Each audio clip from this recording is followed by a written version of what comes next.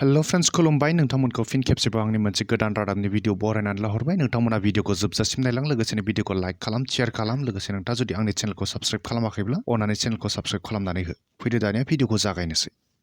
18थि कमल कुमार ब्रह्म देरहासार बान्थाखौ होनाय जाबाय दुलाराय बर' फरायसा आफादा बर' बिजोंजों फरायनानै मेट्रिक आनजादाव उथ्रिसार जानो हानाय फरायसाफोरखौ टप 10 मासि सायख'नानै कमल कुमार ब्रह्म देरहासार बान्था महरै बोसोरफ्रोमबो मान बावबोगासिनो दं बे बान्थाखौ दुलाराय बर' फरायसा आफादा 2006 इं मायथाइनिफ्रायनो थाद'नाय गैयाजासे होबोगासिनो दं थिग बे लेखायैनो देग्लाय 2024 मायथाइनि मेट्रिक आनजादाव उथ्रिसार जानो हानाय फरायसाफोरखौबो टप 10 मासि सायख'नानै कमल कुमार ब्रह्म देरहासार बान्थाजों मान बावनाय आरो बरायनाय हाबाफारि खुंफुंनाय जायो बे हाबाफारिखौ क'क्राझार जिल्लानि सिङाव थानाय दिहुं स्पर्ट्स क्लाब आरो लाइब्रेरिनि गेलेग्रा फोथार खाग्राबारि बनरगावआव खुंफुंनाय जायो देग्लायनि टप 10 मासियाव गासै 14 फरायसाफोरा सायख'जानानै कमल कुमार ब्रह्म देरहासार बान्थाखौ मोननो हायो लोगोसेनो 6 गुबुन हारिनि फरायसाफोरा बर' बिजोंजों मेट्रिक आनजादखौ सेथि मासि लानानै उथ्रिसार जानो हानाय फरायसाफोरखौबो मान बावनाय आरो बरायनाय जायो मख'नो गोनांदि देग्लाय बर' बिजोंजों मेट्रिक आनजादाव 3831 जन फरायसाया सेथि मासि आवग्रिनो हायो दुलाराय बर' फरायसा आफादनि बे मान बावनाय हाबाफारियाव गाहाय आलासि महरै क'क्राझार मेडिकेल कलेजनि प्रिन्सिपाल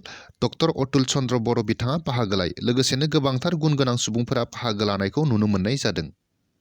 कामरुप जिल्लायाव मोनसे गिख्रंथाव अर खामनाय जाथाय सोमजिदों कामरुप जिल्लानि गरैमारि ओनसोलाव गिख्रंथाव अर खामनायनि जाहोनाव नखरसेनिनो 2 सुबुंनि जिउ खहा जायो बेबायदिनो अर खामनानै थैनांनाय जाथाया ओनसोल नाङैनो गिखांनाय सोमजिहोदों मख'नो गोनांदि अरजों खामथारजानाय सुबुंखौ 20 बोसोर बैसोनि साजोन आली आरो 22 बोसोर बैसोनि समेश आली होननानै सिनायनो हायो सानैबो बिदा फंबायनि सासेया बेंगा आरो सासेया बबामोन बिसोरजोंनो लोगोसे बिमा अनजुआरा बेगमा गोब्राबै जखम जायो जाहिरपुर गामिनि बाहादुर आलीनि गंसेल' सरकारनि मोननाय न'आव मोब्लिबारि सर्ट सार्किट नि जोहै अर नांदों होननानै सन्देह खालामनाय जादों बे जाथाया हरनि 2 रिंगासोआव जायो अर नांनाय जाथायखौ ओनसोलनि सुबुंफोरा नुनानै अर खोमोरग्रा बिफाननो खौरां हरनाय लोगो लोगोनो अर खोमोरग्रा बिफाना फैनानै अरखौ गोबाव समनि उनावसो खोमोरनो हायो लोगोसे खामथारजानाय 2 बिदा फंबायनि गोथै सहखौ पस्टमर्टेमनि थाखाय देहा फाहामसालिसिम दैथायहरो लोगोसे जखम जानांनाय अनजुआरा बेगमखौबो मोजां फाहामथायनि थाखाय देहा फाहामसालिसिम दैथायहरो होननानै मिथिनानै मोननाय जादों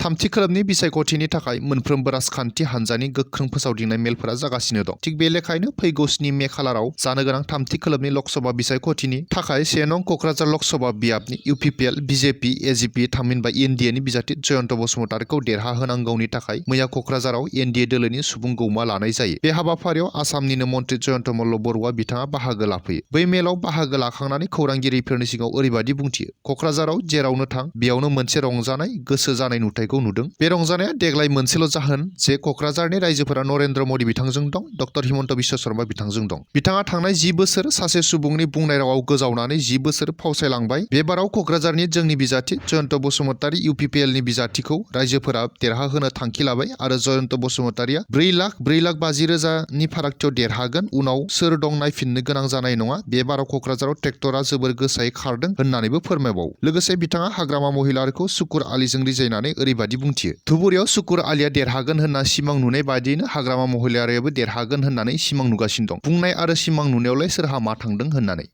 बाक्सा जिल्लायाव गान्जा हमदों बाक्सा जिल्लानि सिङाव थानाय सिमला बाजारनिफ्राय सिमला पुलिसआ गोबां बिबांनि गान्जा बोखांनो हानायजों लोगोसे 2 सुबुंखौ हमनो हायो हमजानाय सुबुङा बरबरि जारबस्ति ओनसोलनि लंकेश्वर बसुमतारी आरो पाटासारकुसि निमुवानि अन्जन कलिता होननानै सिनायना मोननाय जादों सुलुंनिफ्राय खौरां मोननानै सिमलानि पुलिसआ सिग्रोमनानै गान्जाजों लोगोसे 2 सुबुंखौ हमनो हायो गोबांथार मिथिनो थाखाय पुलिस बिफाना सोंनाय फिननाय खालामगासिनो दं होननानै मिथिनानै मोननाय जादों फ्रेन्ड्स दिनैनि बे रादाबनि भिडिअखौ बेखिनियाव फोजोबथ'बाय गोजोन्थों